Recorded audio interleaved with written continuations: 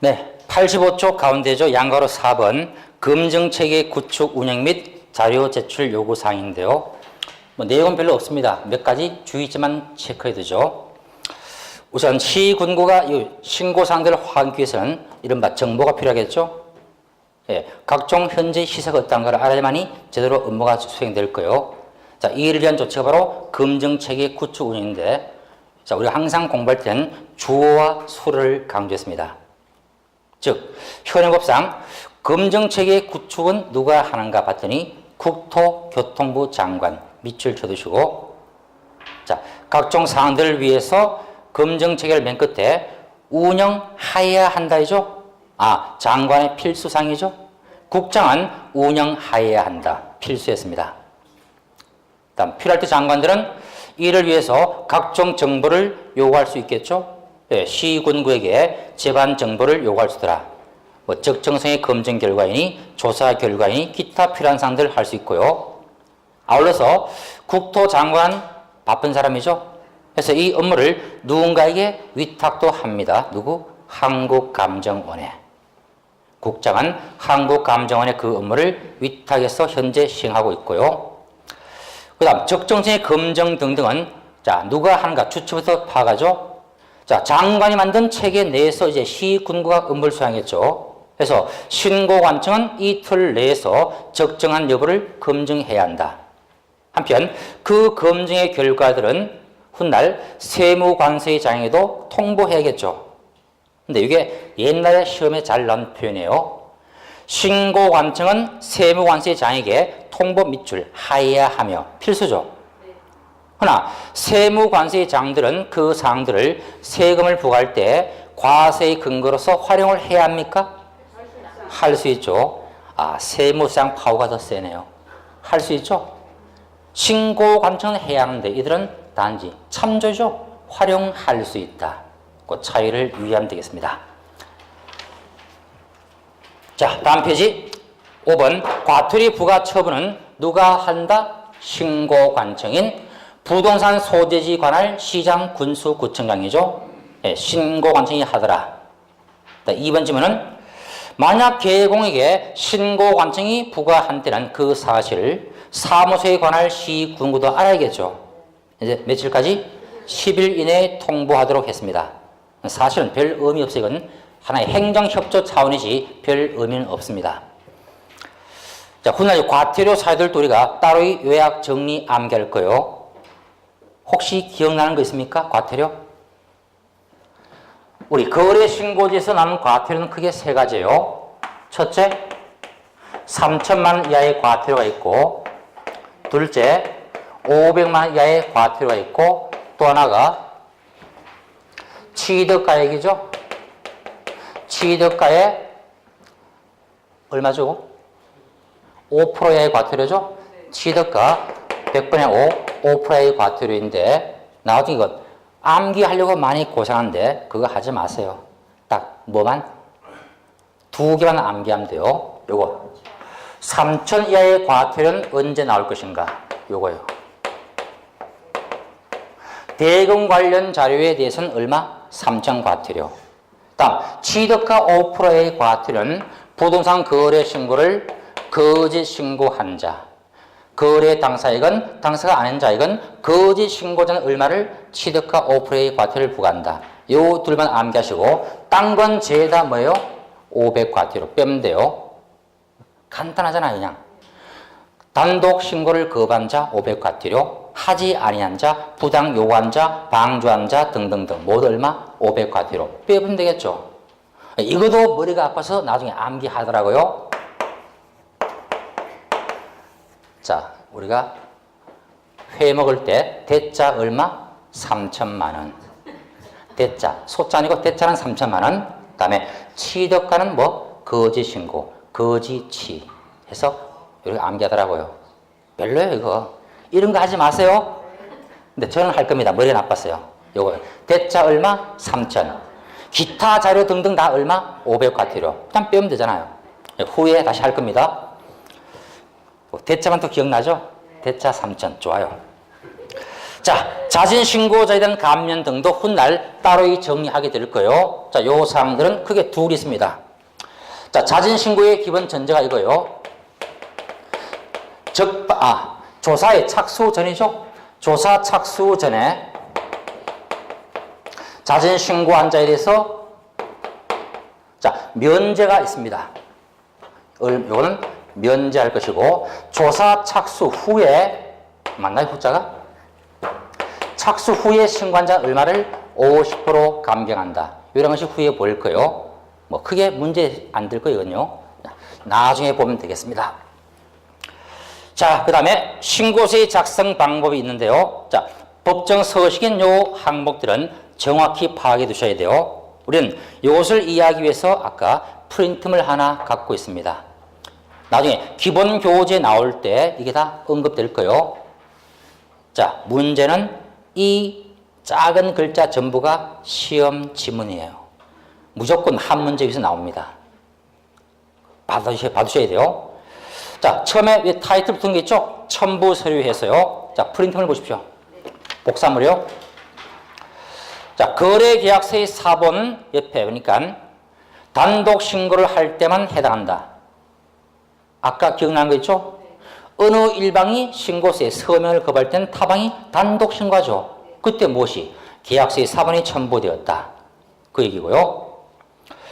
다음에 유의사항들 쭉 한번 검토해 나가시면 되겠고, 여기서 가장 강조할 것이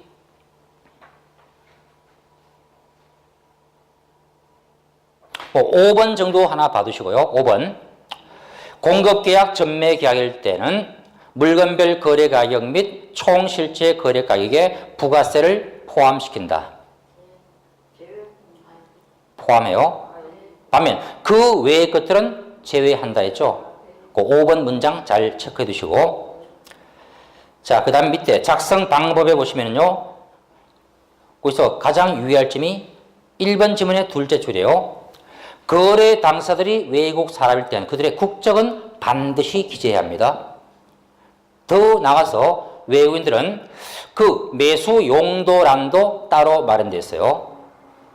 뭐 주거용인가, 뭐 단독 아파트 등등등, 상업용 레저용 등등 체크를 하도록 되어 있습니다. 자, 여기서 누구? 외국 사람에 한해서만 국적과 매수 용도를 추가 기재한다는 것. 특이한 점이고요. 다음 3번은 강조했죠, 아까. 자금 조달 및 입주 계획서는 언제 제출한다? 투기 과열 지구 내에 주택으로서 가액이 3억 이상일 때만. 그 외의 지역은 필요 없다 그 말이에요. 그 다음 건축물의 종류를 체크해 나가시면 되는데요. 그때도 뭐 밑에 쭉 별표대로 하면 된다 그 얘기고, 그 다음에 자 6번 지문도 주의해 두죠. 매번 나왔던 지문이에요. 자, 물건의 소재지는 지번 지역까지 써야겠죠. 특히 집합 건물은 동호수까지. 그래서 딱 그걸 버리시고, 지목 면적은 토지 대장상의 지목 면적을 기재한다. 지목 등은 대장의 지목을. 그 다음 건축물 대장상의 건축물의 면적은 자 가로 안에 집합 건물의 경우는 호수별 전용 면적을, 그 밖의 건물은 연면적을. 자, 구별이 돼요. 일반 단독주택은 연면적이죠. 그러나 집합 건물은 전용 면적이요. 즉 공용 면적은 일체 기재사항이 아니다 그 얘기죠. 집합 건물은 오로지 전용 면적이다. 그 점을 주의했습니다. 다음 등기상 증명서상의 대지권의 비율, 다음에 각 지분 등을 정확히 쓰더라. 대지권 관계는 어디에서? 등기상 증명서에서 확인 기재한다. 다음 7번의 계약의 면적도 실거래 면적을 계산해서 기재하시되, 집합 건물은 뭘 써요? 당연히 전용 면적을. 집합 건물이 관건이었고요. 뭐 8번 쭉 읽어 나가시고, 자 9번 강조합니다. 9번도 참조하시고 10번 강조해 두죠. 종전 부동산 난, 즉 종전 토지는 언제 기재한다? 입주권 거래에 한해서만. 토지 건물 분양권 이게 나오지 않습니다. 재개발조합의 입주권은 종전 토지에서 바뀌는 거잖아요. 그러니까 종전 토지란이 따로 마련되었다. 그 전제하에서 내용들을 훗날 기억해 두면 되겠습니다. 뭐 그 외의 사항들은 크게 무리가 없을 거예요. 일단 요 정도의 유의사항이 뭔가를 꼭 짚어두시고 매번 지문에 뜨는 사항들이니까 정확히 파악하면 좋겠습니다. 자, 거래 신고제의 전반 사항들은 일단 여기서 마무리를 짓고요. 자, 다음에 외국인 등의 부동산 등의 취득 관한 조치가 있습니다. 일명 옛날에 외국인 토지법이었죠. 지금은 법의 명칭이 조금 바뀌어 있어요. 자, 일단 먼저 한 게 있네요. 누가 외국인 등인가 할 때 이미 확인해 봤습니다. 국적이 아닌 자 외국인, 시민권자. 그 다음에 대한민국 법률에 의해서 태어났을지라도 사원, 구성원, 임원, 자본금, 의결권의 반수 이상은 모두 외국 범인이었다. 2분의 1 이상들. 국제기구도 외국인 등이었다. 그 전자에서 이들이 국내의 토지 등을 살 때 절차가 뭔가를 묻는데요. 크게 둘이 보입니다. 첫째는 신고제도가 있고요. 또 하나가 허가제가 있습니다. 자, 먼저 신고제부터 검토해보죠. 크게 셋이 보일 거예요. 첫째, 계약에 의해서 신고하는 절차가 보이고요. 둘째는 자, 계약 외의 사유로서 신고한 절차가 보이겠죠. 그 다음에 계속 보유를 위한 신고제, 이런 셋으로 크게 구별되어 있습니다. 자, 먼저 자, 외국인 등이 국내의 토지 등을 계약으로 취득한다 할 때, 자, 계약이 어떤 게 있을까요? 매매 계약이 포함될까요? 매매는 필요 없다. 왜? 아까 부동산 거래 신고는 전국 어디이든 내국이든 외국인이든 똑같죠. 매매 계약 무조건 부동산 거래 신고를 해야 하잖아요. 그러니까 이때는 매매 계약은 별도로 따질 필요가 없겠죠. 그럼 그 외의 것들 교환 계약이나 또는 증여 계약이 있겠죠. 네, 교환 또는 증여 계약에 따른 신고를 전제하면 될 겁니다. 자, 이때 관건은 그러면 이들은 언제까지 신고할 것인가? 신고의 흐름이겠죠. 봤더니 계약을 체결한 날부터 며칠 내에 신고하죠? 60일 이내에 신고토록 되어 있습니다. 물론 신고의 방식은 똑같아요. 방문 전자신고 다 허용됩니다. 큰 문제 없어요. 단지 관건은 언제까지 하더라? 계약 체결일부터 60일. 한편 계약이 아닌 사유도 존재하겠죠. 일명 민법상 법률 규정상 물권 변동은 다르잖아요. 자, 뭐가 떠오릅니까? 상소, 경매, 판결 같은 게 떠오르네요. 자, 요와 같은 사항들은 신고일이 다르죠. 봤더니 언제까지 하더라? 자, 그 취득 원인이 계약이 아닐 때는 6월 이내에 신고토록 명하고 있죠. 근데 요때 6개월은 주의할 점이 취득일부터 6개월로 나와 있다는 것들. 날짜의 차이를 유의하면 되겠습니다. 자, 다음 계속 보유라는 것은 뭘까요? 이거요. 국적이 가끔씩은 변경될 수 있죠. 종래 한국인이 국내 땅 갖고 살다가 외국에 넘어서 국적을 취득했습니다. 그러면 국내 땅들을 모조리 팔아치워야 할까요? 그럴 필요가 없어요. 그래서 국적이 변경된 때는 그때부터 언제까지? 6개월 이내에 신고함으로써 계속 보유가 허용되고 있습니다. 자, 봤더니 흐름은 문제 없어요. 다만 날짜가 관건이겠네요. 60일, 6개월, 6개월 흐름만 봐두시면 되겠고, 자, 이때 만약 이들이 이때까지 신고치 아니했을 때 위반이죠. 위반을 하게 되었을 때는 제재를 가할 겁니다. 자, 요 사항들은 다음 페이지에 박스로 요약되어 있더라고요. 92페이지 상단부에 짤막하게 요약되어 있죠. 자, 그거 한번 먼저 보죠. 자, 계약 따른 토지 취득을 신고 안 할 때 과태료가 얼마이죠? 300만 원 이하의 과태료가 부과되었네요. 그 다음 계약 외에 신고를 안 한다? 이때는 100만 원 이하의 과태료. 국적 변경자가 그 계속부에 신고 안 한다? 100만 원 과태료. 300, 100, 100. 아주 간단하게 이해됩니다. 물론 신고는 당연히 어디 한다? 신고관청인 부동산 소유지 시장 군수구청장. 공통이에요. 자, 300이니 100이니 100이니 쉽게 파악됩니다. 자, 여기서 하나만 참조해보시면 만약 이들이 자, 날까지 신고치 않았다. 위반한 거죠? 이 경우에 당해 계약의 효력은 무효일까요? 유효일까요? 신고 안 한 데서 계약이 파토난다? 그거 아니에요. 자, 상속 경매 판결도 신고 6개월이죠. 설사 신고 안 한 데도 어때요? 소유권 100% 취득한다는 얘기입니다. 그럼 뭘 알 수 있어요? 아, 외국인 토지 등 취득에서 이른바 이 신고제라고 불리는 것들은 우리가 알기에 공법상의 거래 규제라 말할 수 있다 없다? 규제 받는 거요?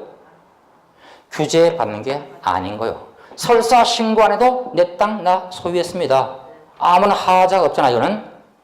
결국은 현행법상 외국인들도 국내 땅들은 거의 규제 받지 않고 다 취득하게 된다는 얘기요. 단지 얼마? 일정 금액의 과태료만 받을 뿐인 거요. 아, 이것은 신고 전 적어도 규제가 아니더라.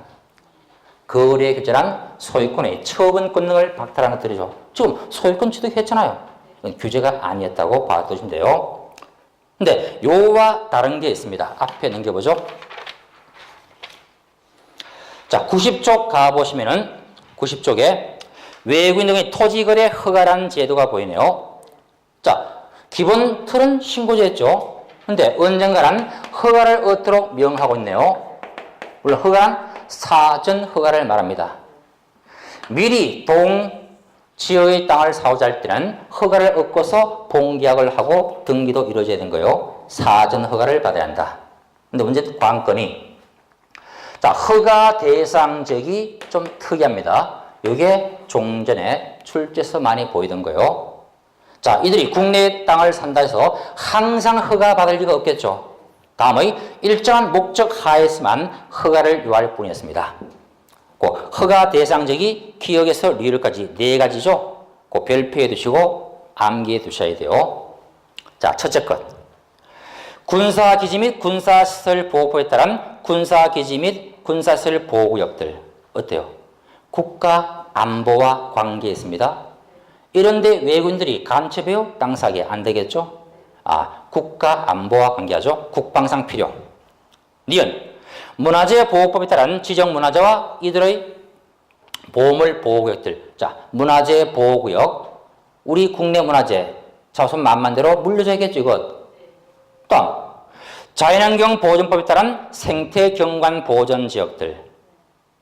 자연환경 중요하죠. 생태경관 보존지역 어디에 있을까요? 아주 빼어난 경관이 있거나 중요한 지역이겠죠? 어디가 기억납니까? 제가 알기에 제1호가 서울에 있었어요. 서울의 밤섬. 자연생태계 보호죠. 등등요.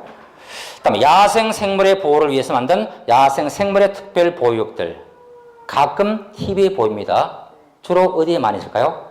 야생 희귀종들, 식물들 보호해야겠죠. 주로 국립공원의 정상보원에 많이 보일 거예요. 늪지대 등도 있겠죠. 위에 것들 같이. 어쨌든 이와 같은 중요한 목적이 있으니까 함부로 이들은 사죄하지 말아야겠죠. 물론 이건 우리 한국인도 함부로 사실 못 사요. 이건. 어쨌든 요 4가지의 특정 목적 하에서만 미리 허가를 얻도록 요구했습니다. 그럼 암기해야 된다니까 보죠. 첫째 뭐가 있어요? 군사상 목적이 있었다. 둘째, 문화재 보호와 관계하더라. 셋째,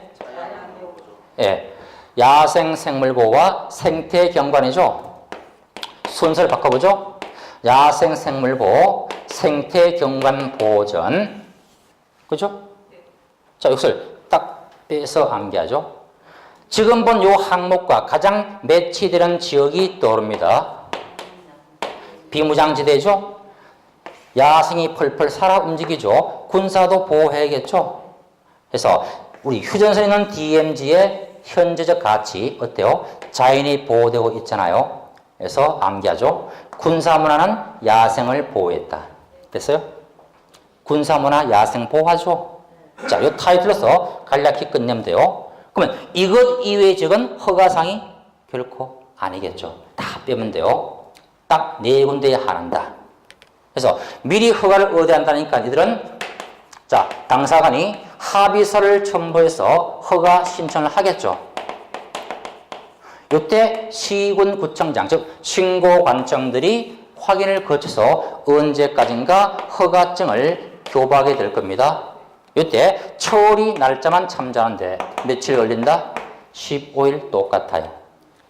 특별한 하자가 없다면 허가 내줍니다. 자, 처리기간 15일은 우리 토지거래 허가와 똑같아요. 어쨌건 이때 포인트는 요거죠. 절차가 뭐죠? 미리 허가 얻고서 후에 본계약 맺어라. 그러면 허가 신청서에는 뭘 첨부한다? 당사자 간의 합의서를 쓸 뿐인 거요. 합의 내용들. 절대 매매 계약서를 첨부한다? 무조건 X. 왜? 합의 후 허가 나고서 후에 계약 맺으니까. 저런 흐름만 살짝 봐두면 됩니다. 그래서 만약 이 같은 허가 대상직에서 허가를 얻지 않고서 계약함이 확인되었다. 위반자 적발시는 강력한 처벌을 가하겠죠. 그래서 뒤에 보니까 2년 이하의 징역 또는 2천만 이하의 벌금 이렇게 형벌까지 마련된 바 있습니다. 아마 시험 나와도 요 정도만 파악해도 될 거예요.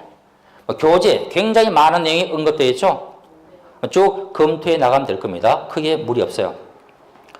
자, 91페이지의 가운데 8번만 봐보죠. 허가 내용의 제출이라고 되어 있어요. 신고 관청은 자, 취득 허가의 내용들을 묶어서 시도에게 알리겠죠. 그때 주의할 점은 매 분기 종료일부터 한 달 이내에 시도지사에게 알려야죠. 제출한다. 다만 세종시는요, 특별자치시장은 장관에게 직접 다이렉트로 알린다. 그 흐름상 문제고, 나머지 제출받은 시도는 다시 장관에게 순차적으로 제출하겠죠. 한 달 이내. 그 흐름 문제요. 신고 관청은 분기 마치고 한 달 내에 시도에게. 그러면 다시 시도는 한 달 내 국토장관에게 순차적으로 제출한다. 그 흐름 문제로 봐두면 되겠습니다. 그 다음 허가 위반 시 계약의 효력. 자, 강력한 거래 규제가 허가제이죠. 따라서 허가 얻지 못한 계약은 형벌을 가함과 동시에 또한 동계약도 어찌 된다? 무효로 처리해 버리는 거예요. 이게 신고자의 차이죠. 허가를 어긴 자들은 동계약도 무효일 뿐더러 형벌까지 감내해야 하더라. 무효인과 동시에 형벌이 있었습니다. 자, 거의 다 내용은 파악되었고요. 마지막 3번 상호주의. 뭐죠 이것? 상호주의 게임의 법칙이에요. 쉽게 너희들이 문을 걸어 잠그면 나도 잠근다. 그 얘기요. 만약 미국 법에서 한국 사람들이 미국의 땅을 못 사도록 막았습니다. 이때는요, 우리도 못 사게 해야겠죠. 우리 역시 못 사게 하더라. 그 얘기요. 너가 문 열 때 나 열고 너가 닫을 때 나 닫겠다. 게임의 원리예요. 안 그럴까요? 그래야죠. 우리 엄연한 주권 국가 아닙니까? 너가 막으니까 나도 안 하겠다. 뭐 그런 의미였어요. 뭐 큰 내용 없습니다. 자, 우리 짧게만 봐 나가시고. 자, 다음 페이지 3번 토지거래계약 허가제가 보이는데요. 사실 이 부분이 작년부터 우리 중개사법에 도입된 사항이죠. 그 전까지는 공법 시간 때 배웠던 사항입니다. 사실 내용도 굉장히 많아요. 하려면 이것 얼마쯤 걸릴까요, 이거? 아마 공법 시간도 최소한 2시간 이상 강의했을 거예요. 그런데 문제가 법령상 토지거래 허가제에 대해서는 출제 비중이 높지가 않아요, 지금. 몇 문제 나온다고 했어요? 고작 한 문제밖에 안 나옵니다. 이것 공부해요, 말아요? 해야죠. 우리는 100점이 목표니까. 100점 맞을 필요 없다 했습니다. 몇 점? 62.5가 제일 좋아요. 커트라인 통과 좋습니다. 자, 허가제가 무엇인가? 간략히 한번 출제 포인트로 정해도 괜찮을 거예요. 이거죠? 자, 각종 이거 제도의 통기는 빵간이죠. 지가가 마구 오릅니다. 또는 투기가 성행하거나 또는 그 우려가 있는 지역이 있겠죠. 각종 개발 사업과 밀접한 관계가 있을 거예요. 자, 이런 지역에서의 거래를 방치할 때는 어때요? 그 즉시 우리가 어디에 있던 건전하고 투명한 거래 질서가 어때요? 달성이 안 되겠죠. 뭔가 규제를 가할 거예요. 그래서 도입되면 뭐다? 토지거래 허가제. 이때는 미리 허가를 얻은 자에 한해서만 소유권 등의 취득을 허용하겠다. 이게 제도의 취지였습니다.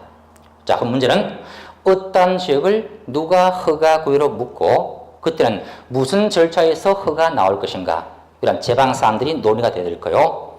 자, 우리 교재 보니까 먼저 허가구역의 지정권자가 보입니다. 뭐 간단해요.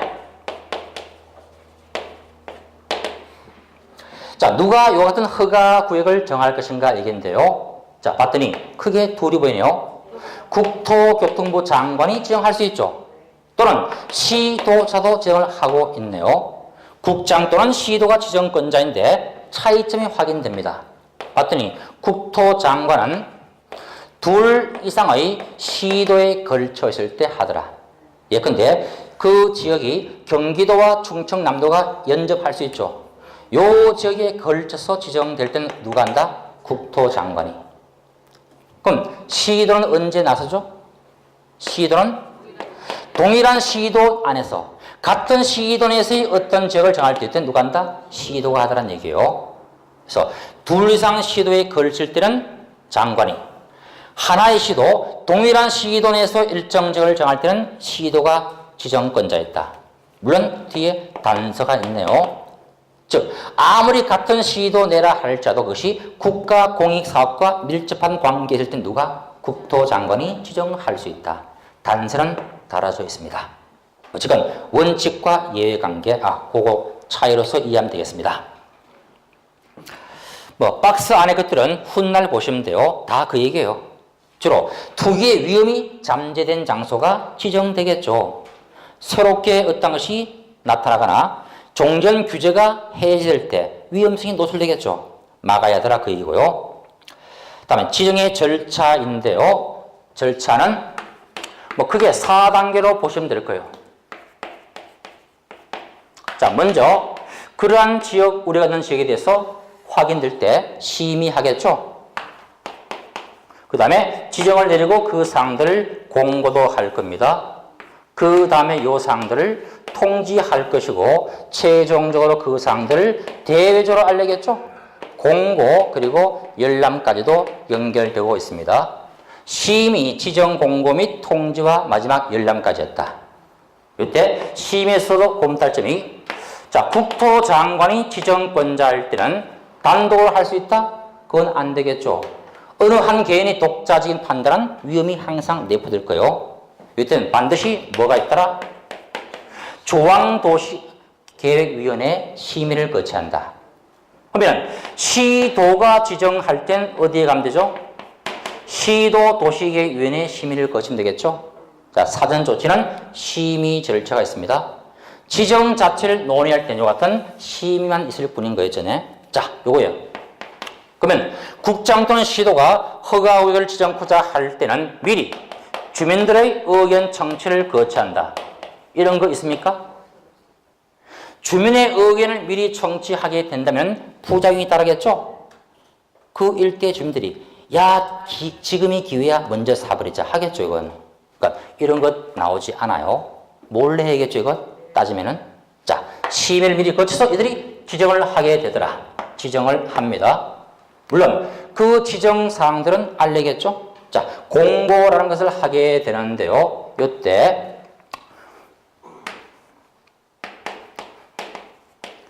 자, 어디에 지정을 할 것인가? 그 내막을 알리겠죠? 공고사항이 보일 거예요. 허가구역의 범위가 어디에서 어디까지고, 그 다음에 허가받을 기준 면적이 어떠한 것이고 등등 필요한 절차가 있을 겁니다. 이거 한데, 자, 기간만 참조죠. 얼마? 5년 이내의 기간을 정해서 정한다. 암만 길어도 허가구역은 얼마? 원칙은 5년까지네요. 자, 그 다음에 그 사항들 통지하겠죠. 누구한테? 시군, 구청에게 통지를 할 겁니다. 그죠? 그럼 이때 시군구들이 그 사항들을 이제 공고하겠죠. 그리고 열람도 하게 될 거예요. 뭐 세무서도 알릴 것이고 그와 동시에 열람 공고도 한데 이때 공고가 7일 이상, 열람은 15일 이상 이런 식의 날짜가 두 개 쭉 연결될 거예요. 일단 흐름만 먼저 봐두시고 교재에서 체크하면 됩니다. 한번 봐보죠. 자, 이번에 지정 절차 국토장관이 지정할 때에서 우선 중앙도시계획위원회 심의를 거쳐야 한다. 1단계죠. 심의. 2번 참조요. 기간이 끝난 상태에서 그 지역을 계속 허가구역으로 정하고자 할 때는 중앙도시계획위원회 심의를 받기 전에 미리 시도의 의견을 거친다. 시도사의 의견을 거치는데 언제 한다? 이건 재지정할 때요. 맨 처음 지정할 때는 있습니까? 없다는 얘기요. 재지정할 때만 미리 시도의 의견을 거친다. 그 다음에 이제 지정되면 그 상황을 지체 없이 시도의 통제하고 다시 그들은 시군구까지 내려가겠죠. 통제하더라. 마찬가지로 시도가 지정할 때도 미리 시도 도시계획위원회의 심의를 거친다. 1단계. 재정은 똑같이 하면 되고, 다음 통지, 장관에게 알리고 시군구에게 순차적으로 알린다. 그 말이고요. 자, 다음 페이지에 지정 공고사항이 보이네요. 그거예요, 아까. 지정 기간이 5년 안으로 정해지고, 다음 위치가 어떤가 알릴 것이고, 축척도 있네. 지형도 보이고, 허가 기준 면적도 얼마인가. 참여하면 되고, 다음 공고 열람. 자, 시군 구청들은 통지 왔을 때 그 상황 일단 관할 세무서에 알리겠죠. 그리고 7일 이상 공고하고 일반 사람들도 알아야겠죠. 15일 이상 열람토록 했습니다. 문제 없어요. 자, 근데 관건이, 자, 4번 별표하시고, 그러면 이와 같은 지정이 공고되었을 때 그 효력은 언제 나오는 거예요? 문제죠. 공고 즉시 효력이 나올까요? 그게 아니죠. 공고 얼마? 5일이 지날 때 나오죠. 5일 경과했을 때 효력이 발생한다. 그 날짜가 굉장히 특이하죠. 효력 발생은 공고 후 5일 후였다. 다음 지정의 해제와 축소는 지금 봤던 지정 절차와 똑같아요. 차이가 없습니다. 해제, 축소는 동일하더라. 그 정도 감 잡으면 되겠습니다. 자, 이제 문제는 허가 대상은 무엇인가인데요. 자, 요 사항들 하나, 그 전제부를 한번 제기해서 풀면 더 쉬울 거예요. 자, 전국 모든 곳이 아니고 어디? 허가구역 내에 소재하는 토지겠죠. 근데 그 토지도 기준 면적을 초과하는 토지에 대해서 소유권, 지상권 또는 그 권리를 취득할 것도 포함시켰어요. 이것을 대가를 전제하고 있죠? 거기 문장 자체가 지금 보이네요.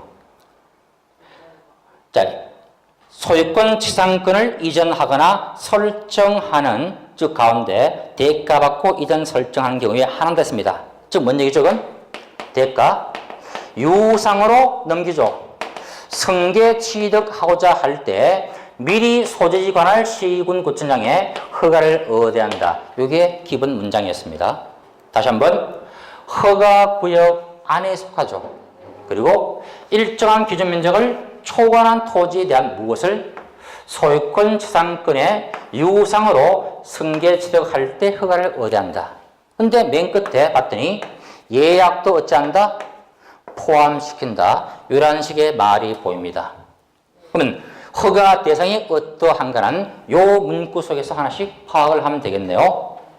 자, 기준 면적 초과할 때는 허가 없더라. 반대로 뭔 얘기면 면적이 얼마 안 될 때는 허가 필요 없다는 얘기죠. 그래서 요 기준 면적은 좀 뒤에 별도로 암기해야 돼요. 자, 요도 시험장 가기 전까지는 필수 암기사항이에요. 자, 다음에 토지에 대한 허가를 지금 논의하는데 그 대상이 뭐다? 소유권과 지상권만입니다. 그럼 그 외의 것들은요? 자, 소유권 뭐가 있죠? 소유권 변동. 매매 교환이 있겠네요. 그죠? 허가 얻어야겠습니다. 그 다음에 지상권은 허가상에 포함이 된 것 맞습니다. 그런데 나머지 그러면은 임차권이니 저당권이니 이런 것들은요. 허가와 전혀 관계가 없겠습니다. 오직 소유권과 지상권의 변동이지 저당권, 전세권, 임차권은 관계없더라. 뺄 수가 있겠고요. 자, 근데 또 따져보자면 모든 소유권 변동 사항은 허가를 얻어야 한다? 그거 아니다. 뭐가 떠오릅니까? 상속에 따른 소유권 변동 허가 사항이요? 상속은 개입 여지 없습니다. 투기 문제 없잖아요, 이건요. 다음에 법원 경매나 압류 물건 공매는요. 역시 어때요? 공개 입찰 방식이죠. 투기 문제 있어요, 이것? 투기 문제 없잖아요. 등등등 다 빼면 될 거예요. 오로지, 자, 소유권과 지상권은 하나인데, 매매교환 포함되죠? 근데, 상속, 경매 등은 필요 없습니다. 자, 하나만 더 볼까요, 그러면? 민법상 정려도 엄연히 계약이죠. 소유권 바뀌는 건 맞습니다. 이건 허가 얻어낸다, 얻을 필요 없다. 필요 없더라. 왜 그래요? 정려는 공짜로 넣어주겠다. 그 얘기죠. 대가가 없잖아요. 유상의 성계식이니까 정려 필요가 없다. 빼시면 되겠죠? 근데 하나 유의할 것이 바로 법률 기준상 민법세 물권 매도할 때 상속, 경매, 판결 쭉 나갈 거예요. 이때 판결 허가를 얻습니까? 얻지 않습니까? 판결. 언뜻 보기에 얻지 않나 보이죠. 근데 허가 얻어야 합니다. 왜 그럴까요? 편법을 쓸 소지가 있잖아요. 허가 구역내 땅인데 봤더니 가만히 보니까 허가 안 날 것 같아요. 그래서 서로 짜가지고 소송 제기하죠. 반대편은 어때요? 응소동 안 했을 때 상대가 승소해버리겠죠. 그런 편법에 의해서 소유권 내가 박탈할 수 있잖아요. 그래서 판결은 허가상에 포함된다. 특이한 바요. 주의해 두시고. 자, 나머지. 자, 계약을 허가 어때 더 나가서 뭐가 보여요? 예약도 포함된다 했습니다. 예약. 대물변제 예약은 허가 얻어야겠죠? 당연해요. 더 나서 가등기도 허가 얻어야겠습니다. 가등기, 대물변제 예약이니 담보 가등기 허가 얻어야겠네요. 가등기 허가 얻어야 한다. 이거는 민법 공부 끝나면 암기할 필요가 없어요. 성격상 다 파악되니까. 그래서 허가 구역 내 면적 초과한 일단 토지에 대한 무엇? 소유권, 지상권의 유상 성계취득인 계약 그리고 예약까지가 허가 사항이었다. 그래서 이 문장을 먼저 암기한 상태에서 내용을 봐 나가셔야 돼요. 소유권, 지상권의 유상의 예약까지. 하도 안 돼서 암기하더라고요. 소세지 유예입니까? 소지 유예는 허가사항, 소유권, 지상권의 유상계약과 예약까지. 소지 유예 허가사항. 일단 이렇게 한번 정리해 두시고요. 자, 다음 이제 기준 면적을 초과할 때 하한한다 했을 때 요 기준 면적, 소위 허가 면적은 필수 암기 사항입니다. 우리 공법 시간에 배웠을 거예요. 자, 크게 우리가 도시지역과 도시지역 외로 나눌 수 있겠죠. 한편 도시지역에서의 용도 분류할 때 용도지역 어떻게 암기했어요, 이거요? 주상, 녹공 이렇게 암기했을 거예요. 주거지역, 상업지역, 녹지지역, 공업지역 그리고 물론 미지정된 곳도 있겠죠. 이런 각 지역 용도지역별 자 도시지역의 특이함은 용도지역별 그 기준을 달리하더라. 그래서 주거지역은 얼마로 나와 있어요 지금? 180제곱미터 초과할 때죠. 또 이상도 아니고 법상 표현이 초과네요. 반면 상업지역은 200제곱미터. 녹지는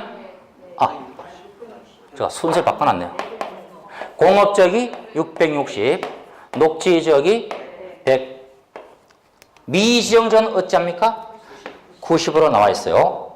그건 어쨌건 시험장 전까지 필히 암기해 두셔야 돼요. 옛날 공법에서도 자주 출제되었고 법령도 한번 나온 바 있으니까. 근데 암기 가능해요? 지금은 안 됩니다. 한 2번, 3번 보면은 세포가 알아서 다 암기해버려요. 자, 다음. 도시지역 외에는 어떠한가 봤더니, 자, 도시 외 지역은 용도지역을 따지지 않죠. 봤더니, 지목에 의거해서 그 면적을 달리 정해놨습니다. 임야가 있겠고, 농지가 있겠고, 그 다음에 기타가 있습니까? 자, 기타 얼마요? 250. 농지는요? 그 배. 500. 임야는 1000으로 나와 있네요. 그래서 어쨌건 요 부분들은 모두 훗날 암기해 두셔야 돼요. 180, 200, 660, 190. 도시 외 지역은 기타가 250, 농지는 500, 임야 1000. 숫자 꼭 암기해 두시고 물론 지정권자가 사정에 따라서 이것을 증감도 할 수는 있습니다. 별도로 공고난 거 보면 아까 알 수 있는 거예요. 자, 근데 옆 페이지에 특이한 바가 보이죠? 뭐 디귿, 리을이 쭉 보이는데 뭐 지금은 좀 보기 그렇고 그 리을 하나 볼까요? 리을. 허가구역 지정 당시 면적 초과한 토지가 지정 후에 분할됐습니다. 땅이 쪼개진 거죠? 이때는 쪼개지니까 그것은 모두가 허가를 면제한다? 그러면 쪼개 팔 때 편법에서 이 제도를 모두 망각시켜버리겠죠? 안 된다. 해서 주의할 점 밑줄 치죠. 이때는 분할된 해당 토지에 대한 밑줄, 분할 후 최초의 토지 거래 계약은 허가를 받아야죠. 왜? 초과한 것으로 봐버리니까. 그 문제. 분할 후 최초의 거래 계약은 허가를 얻어야 한다. 그 문구를 밑줄 쳐두면 되겠습니다. 뭐 하나 예를 들면 이거요. 자, 농림지역에 있던 농지라 전제해 봅니다. 면적이 한 700 할까요? 자, 이것을 구역 지정된 상태에서 이제 사고당한 거죠? 편법 쓰는 거요. 어떻게? 300, 400으로. 자, 우리가 이게 농림지역은 얼마까지였어요? 500을 초과할 때 허가상이죠. 지금은 그 면적 밑으로 쪼갰습니다. 뭐, 번지 밟겠죠? 자, 갑이 소유한 요 일단의 농지를 지금 쪼개서 팔고자 하는 거요. 이 경우에 모두가 지금 봤던 기준면적 이하니까 허가를 얻을 필요 없더라? 그게 아니죠. 이때는 최초의 300의 계약을 만약 의리하고자 할 때는 허가를 어째요? 받아야 된다는 얘기죠. 분할 후 최초의 계약은 허가상이니까. 비록 면적이 적더라도. 왜? 초과한 것으로 본다 강조했잖아요. 그러면 그 후에 병이 요 땅을 사고자 할 때는요, 허가 얻을 필요가 없겠죠. 면적이 400밖에 안 되니까. 그러니까 분할 후 최초의 계약에 대해서 허가를 얻어야 한다. 그 말이에요. 그 정도만 봐두면 되겠습니다. 자, 허가제에 대한 전제는 여기까지였고요. 네, 다음 페이지에 허가의 절차도가 보이는데요. 이거 눈에 확 들어옵니까? 저는 잘 안 들어와요, 지금요. 잘 안 들어오죠? 자, 계략적으로 어떤 흐름인가 한번 살짝 그려보고서 내용들 하나씩 풀어 나가보죠.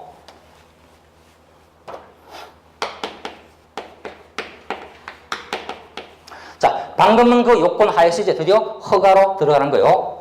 물론 주의할 점. 자, 법령상 허가의 신청은 누가 할까요? 일단의 토지자, 물건을 A, B가 팔고 사고자 한다고 가정할 때 누가 허가를 받으면 될까요? 자, 땅 사고자 하는 B 혼자서 단독 신청한다? 안 되겠죠. 그래서 항상 허가 신청은 누가 한다? 당사의 공동 신청주예요. 양쪽 모두가 함께 신청해야 합니다. 그래서 허가 신청서 먼저 작성하겠죠. 그리고 요 서면에 첨부 사항도 당연히 있겠죠. 내가 그 땅을 어찌 쓰겠다? 토지 이용 계획과 자금을 내가 어떻게 조달하는가? 자금 조달 계획을 함께 첨부할 겁니다. 자, 어쨌건 공동신청주의지 단독이 아니라는 점 꼭 유의하시고요. 이때 허가 관청에게 서면을 갖다 내겠죠. 예, 토지 소재 시장 군수 구청장에게 제출한다. 그럼 이들이 이제 각종 사항들을 조사할 겁니다. 확인하겠죠. 그래서 언제까지인가 처리를 할 것인데 이때 처리 날짜가 며칠이죠? 허가의 처리 날짜 얼마? 15일이었네요. 15일 이내에 일단 정리될 겁니다. 자, 요건을 모두 충족했다. 그때는요, 허가 나오겠죠. 다음에 어떤 사항이 흠결이 있더라. 그때는요, 허가 안 나오겠죠. 불허가 처분이 내려질 거예요. 다음에 또 하나가 보이죠? 때에 따라 선매협의 통보라는 것도 보입니다. 선매협의 통보. 좀 생소하네요. 이 선매가 뭘까요? 예, 먼저 선자죠. 그리고 뭘? 살매자죠. 국가가 공익적 사업을 진행하기 위해서 이 땅은 너희들끼리 사는 거 맞겠다. 내가 써야겠다. 개입하는 거요. 이게 선매협의였습니다. 세 가지 절차가 수반되는데 모두가 처리 날짜가 며칠? 15일 이내였다. 그래서 이제 허가증이 발부되었습니다. 이때는요, 그에 의거해서 이제 소유권 등기함으로써 B가 소유권을 취득하겠죠. 당연한 얘기요. 한편 불허가 처분이 통지되었습니다. 불허가 통지서가 왔어요. 이때는요, 그냥 가만히 참을까요? 우리가? 안 하겠죠. 첫째, 다시 재고해 주십사 이의 신청할 수 있겠죠. 물론 여기서의 이의 신청은 허가 처분에 대해서도 이해관계자가 할 수도 있습니다. 어쨌건 이의 신청을 할 수 있는데 요 날짜 얼마? 한 달 이내이네요. 한 달. 근데 이와 또 다른 게 있죠. 나 싫다. 너가 싫어하니 거절하니까 차라리 너희들이 내 땅 사가죠. 할 수 있죠. 뭘 한다? 매수 청구도 할 수 있습니다. 언제까지? 한 달 이내. 자, 허가 처리는, 자, 허가 불허가 선매비 통보는 며칠? 15일. 그리고 이의 신청과 매수 청구는 한 달 이내. 이렇게 쭉 흐름을 먼저 봐두시는데요. 자, 물론 나머지도 있을 거예요. 허가증을 발부받은 자들은 당연히 어찌해야 돼요? 원래 이용 목적대로 그 땅들을 이용해야겠죠. 뭐 허가 밑으로 쭉 연결되는 거예요. 허가 난 상태에서는 당연히 이용 의무가 부과될 겁니다. 그죠? 이건 현행법상 5년의 기간 내에서 각 사정별 기간이 부여되고 있네요. 2년, 4년, 5년짜리. 후에 암기할 거예요. 근데 만약 이용 의무를 제대로 이행치 않습니다. 이때는요, 너 왜 이용 안 해? 먼저 명령 내리겠죠. 이행 명령은 3개월 이내의 기간을 정해서 명령을 바랍니다. 근데 그래도 이들이 이행을 안 하고 방치합니다. 이때는요, 뭘 부과한다? 이행 강제금을 또한 부과하고 있습니다. 버리네요. 제재예요. 이게 허가 났을 때 사후 흐름이었고요. 반면에 만약 불허가 났을 때 주로 하는 것이 뭐 매수 청구 이의 신청인데요. 한 달에 한다 했죠? 우리가 이의 신청할 때 시군 고친 등 확인하겠죠. 그리고 그 결과 통보에 올 것이고, 그 다음 매수 청구가 들어왔습니다. 이때는요, 누가 살만한 국가 공기업이 있을 때 그들이 나선 되겠죠. 그래서 매수자를 지정해서 그들에게 사도록 하게 될 겁니다. 이때는 어떤 가격에 의해서 살까요? 공시지가에서 사게 되더라. 뭐 그런 말이 있고요. 이때 매수가는 공시지가가 기준이더라. 자, 반면에 선매협의란 말이 보였습니다. 자, 허가를 넣었던 이들이 허브를 안 하고 뭐 한다? 국가가 쓸 테니 땅 내놓으라. 개입한 거죠. 선매협의를 통보해 왔습니다.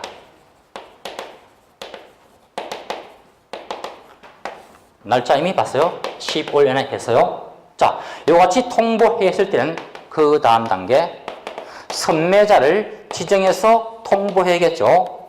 이게 언제까지? 한 달 안으로 나와 있습니다. 그러면 이렇게 지정된 사람들, 즉 지정받은 사람들은 일정 기간 내에 선매협의를 완료도 할 의무가 있습니다.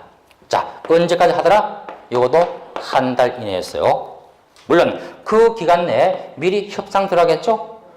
15일 이내 선매 조건 제기해서 협상 들어갈 거예요. 그리고 훗날 선매 조서도 제출을 따로 해야 합니다. 관건은 이와 같이 선매 협의가 완료돼야 하는데 문제는 때에 따라서 협의가 불성립될 수도 있겠죠. 깨질 수 있잖아요.